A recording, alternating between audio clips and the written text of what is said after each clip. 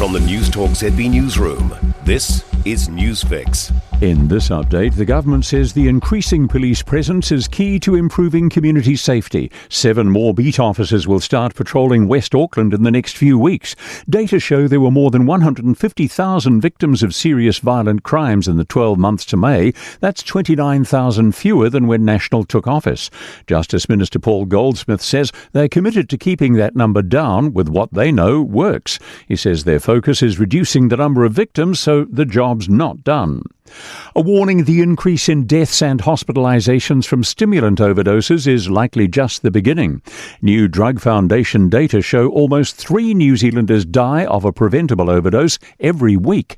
Executive Director Sarah Helm says while an increase in stimulant harm was expected because of an uptick in use, rates are still worryingly high.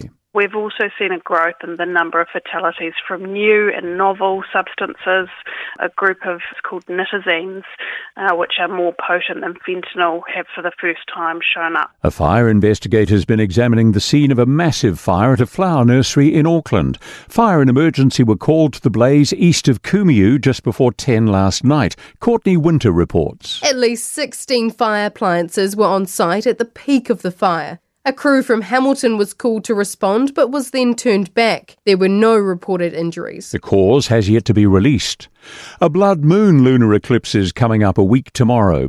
From 4:30 to 6:30 next Monday morning, the moon will enter the reddest part of the Earth's shadow and turn a shade of red.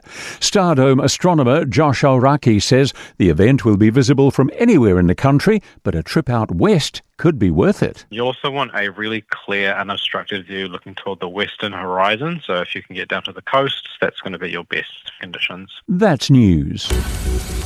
In sport, Wellington bounced back from their shock loss to Manawatu with a 36-17 NPC rugby win over Auckland in Porirua.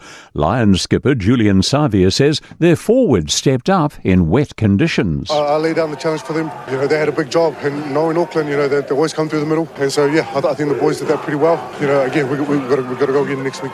Warriors women Patricia Maliopo and Lydia Turua-Kedley have both been charged by the NRLW judiciary for a dangerous contact and a careless high tackle, respectively, in their loss to the Dragons. Both could get away with a warning if they enter an early guilty plea.